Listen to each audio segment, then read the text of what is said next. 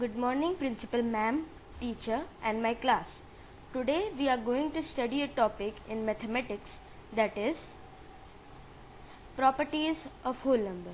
Now before we study about properties of whole number, we must know what are whole numbers. Whole numbers. As you can see, whole numbers are 0, 1, 2, 3, etc. etc. Now we'll see about this in detail. Whole numbers can be defined as: whole numbers are all positive numbers including 0, no negative numbers and fractions. Whole numbers are the basic counting numbers: 0, 1, 2, 3, 4, 5, 6 and so on. Whole numbers is equal to 0 plus natural numbers, and the natural numbers are used for counting, for example 1, 2, 3, etc. Now let's come to the main topic, properties of whole number. Properties of whole number are divided in 4 parts: closure property, commutative property, associative property, distributive property. Now let's see the closure property. The sum of two whole numbers is always a whole number. Let A and B be two whole numbers, then A plus B is equal to C, where C is also a whole number. For example, 1 plus 4 is equal to 5, where 5 is also a whole number. Multiplication. If A and B are two whole numbers, then A into B is equal to C, where C is always be a whole number. For example, 5 into 7 is equal to 35, where 35 is also a whole number. Subtraction. The difference of two whole numbers will not always be a whole number. Let A and B be two whole numbers, then A minus B will be a whole number if A is greater than B or A is equal to B. A minus B will not be a whole number if A is lesser than B. For example, 17 minus 5 is equal to 12. 12 is also a whole number. 5 minus 7 is minus 2. Minus 2 is not a whole number. Division. The product of two whole numbers will not always be a whole number. If A and B are two whole numbers, then A divided by B is not always a whole number. For example, 7 divided by 5 is equal to 7 upon 5 is not a whole number. 7 divided by 7 is equal to 1 is a whole number. Now we'll see about commutative property. Addition. The sum of two numbers remains the same even if the order of the number is changed. For example, if A and B are two whole numbers, then A plus B is equal to B plus A. 5 plus 2 is equal to 7 and 2 plus 5 is equal to 7. Multiplication. The product of two numbers remains unchanged even if the order of the numbers is interchanged. For example, A and B are two whole numbers, then A into B is equal to B into A. 4 into 5 is equal to 20 and 5 into 4 is equal to 20. Subtraction. The result of two whole numbers will not be the same if the order is changed. For example, if A and B are two whole numbers, then A minus B will not be equal to B minus A. As you can see here, 5 minus 2 is equal to 3, but 2 minus 5 is equal to minus 3. Division. The result of two whole numbers will not be the same if the order is changed.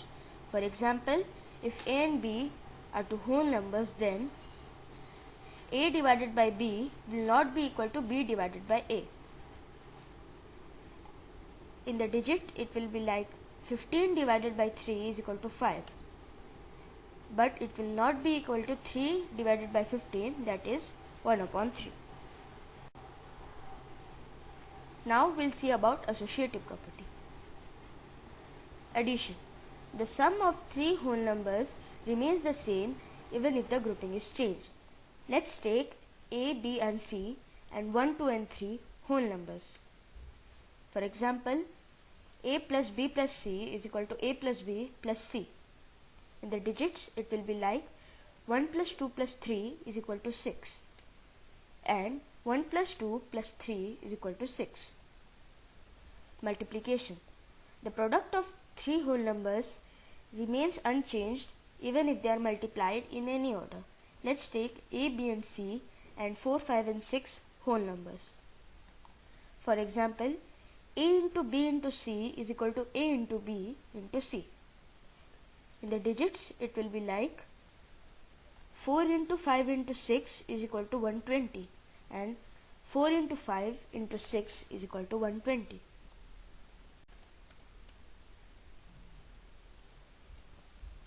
Subtraction.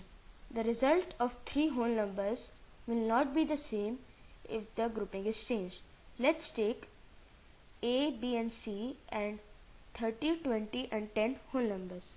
For example, a minus b minus c will not be equal to a minus b minus c. In the digits it will be like 30 minus 20 minus 10 is equal to 20 and 30 minus 20 minus 10 is equal to 0. Division.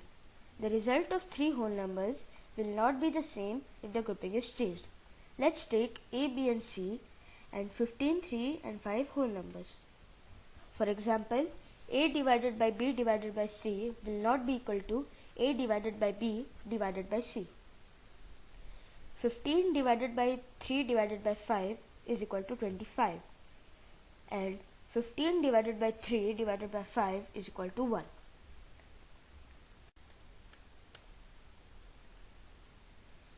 Now we'll see distributive property. As the name suggests, something is getting distributed. Now we'll see how distributive property works in multiplication with addition. That is known as multiplication distributes over addition. If a and b and c are three whole numbers, then a into b plus c is equal to a into b plus a into c. How did this happen? As you can see here, in the name it suggests distributive. That means something is getting distributed.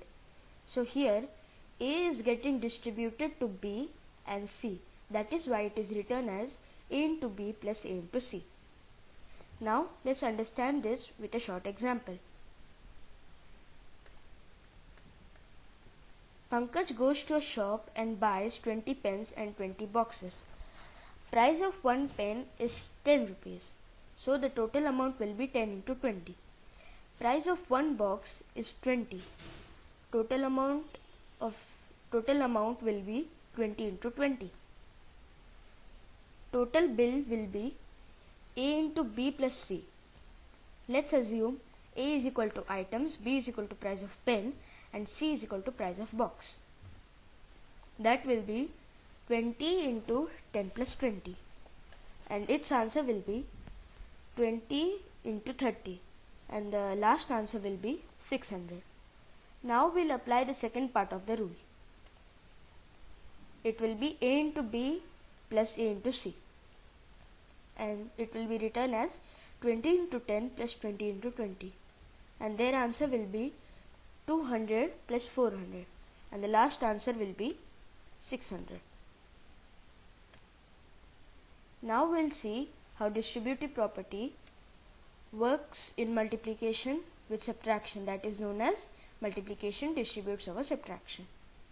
If a, b and c are three whole numbers, then a into b minus c is equal to a into b minus a into c. Example, Priya buys 10 pens and 10 erasers. Price of one pencil is 6 rupees. Total amount is 6 into 10. Price of one eraser is 5 rupees. Total amount is 5 into 10. Difference. A into b minus c. Let's assume a is equal to items, b is equal to price of pencil and c is equal to price of eraser. That will be 10 into 6 minus 5 and that will be 10 into 1. and the answer will be 10. Now we'll apply the second rule. Now we'll apply the second part of the rule. A into B minus A into C. That is 10 into 6 minus 10 into 5. And that will be 60 minus 15, and the answer will be 10. Apart from these properties, there are two more properties. Properties of 0 and properties of 1. Addition. If 0 is added to any whole number, the sum remains the number itself. That is 0 plus 1 is equal to 1. Subtraction. If you subtract 0 from any whole number, the result remains the number itself. That is 3 minus 0 is equal to 3. Division. If 0 is divided by a whole number, the result will be 0. However, if a whole number is divided by 0, the result is undefined. That is 0 divided by 6 is equal to 0, but 6 divided by 0 is undefined. Now we'll see how property of 1 works in multiplication. If any whole number is multiplied by 1, the product remains the number itself. That is 3 into 1 is equal to 3. 5 into 1 is equal to 5.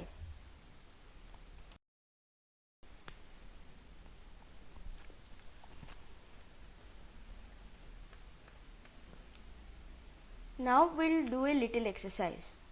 Solve these by suitable arrangements. In the left side, you will see the questions,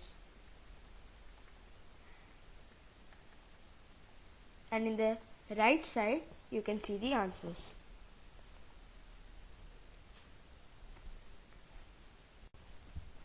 With this, my presentation is finished. I would like to say thank you to you all.